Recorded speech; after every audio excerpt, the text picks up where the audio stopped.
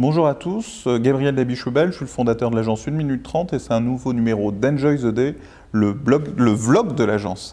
Je fais la confusion parce qu'aujourd'hui je vais parler aux blogueurs, à des gens qui gèrent un blog et qui cherchent à en faire un vrai gagne-pain. C'est une question que m'a posée Alvin et c'est une vraie question pour tous ceux qui sont infopreneurs ou qui gèrent un blog ou qui constituent une audience.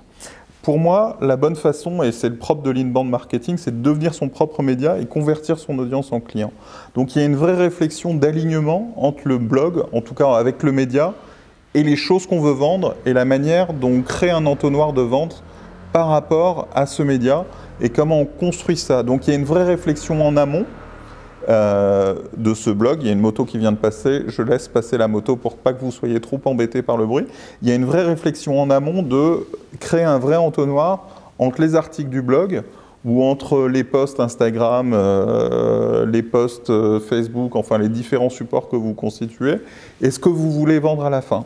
Et trop souvent, et je vous l'ai déjà dit, il y a une notion d'intéressant et intéressé. Il faut être intéressant pour créer une audience, mais il faut être un peu intéressé pour vendre quelque chose et réussir à vendre à la fin et de fait, ne pas oublier de mettre des call to action.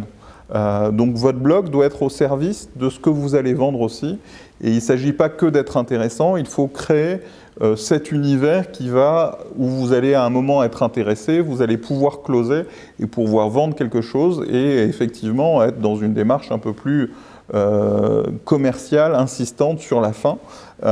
Et pour ça, il faut réfléchir. Alors si vous avez déjà un blog ou déjà une audience, il faut réfléchir, partir de ce que vous avez, à savoir à quelle cible vous adressez, quelle est la relation que vous avez créée avec votre audience, quel est le degré de proximité que vous avez avec cette audience, voir par rapport à tous les sujets qui les intéressent, quels sont les produits ou services qui pourraient satisfaire les attentes de cette audience. Allez, une fois que vous avez identifié ces produits ou services, allez construire cette offre.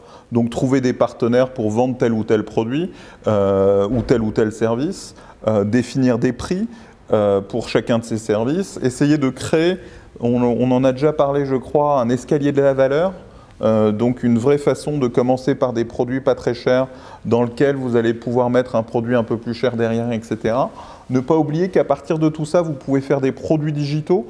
On a une formation là-dessus sur 1 minute 30 TV. Si vous vendez de la formation en ligne, si vous vendez des livres blancs, ce qui va être pratique, c'est que ça se marie très bien avec votre blog et vous n'aurez pas à faire du e-commerce derrière, donc pas de logistique pour envoyer des colis, etc. Donc intégrer ce type de produit d'infopreneur en ligne, c'est assez pratique et ça se prolonge assez bien. Avec les contenus que vous donnez gratuitement sur le blog, d'avoir des contenus qui soient payants en vidéo ou sous d'autres formes. C'est vraiment cette constitution-là où vous allez créer vraiment cet entonnoir entre beaucoup de trafic et des contenus gratuits et au fur et à mesure ajouter des appels à l'action pour aller sur des contenus payants un peu plus chers, puis un peu plus chers, puis un peu plus chers. Ça peut être des produits de type contenu, mais ça peut être après des vrais produits physiques et dans ce cas-là, il faudra se mettre en place du e-commerce et de la logistique. Ça peut être des vraies prestations de services présentiels comme de la formation présentielle, comme du conseil. À vous de voir par rapport aux différents sujets que vous adressez. Si vous êtes plutôt sur un sujet comique, vous pouvez aller, et si vous êtes comique vous-même, vous pouvez aller faire des représentations. À vous de trouver la bonne continuité et le bon mix entre votre audience, les contenus que vous produisez gratuitement et ce que vous pouvez mettre en place de payant pour compléter cette offre-là. Mais si vous y arrivez, si vous devenez votre propre média et que vous convertissez l'audience en client, vous avez un levier d'acquisition de clients qui est hyper efficace. Et je vous parlais dans un précédent numéro du coût par lead, avec un coût par lead qui va être très rentable si l'audience grossit naturellement, organiquement, et que votre produit est bien adapté à votre audience.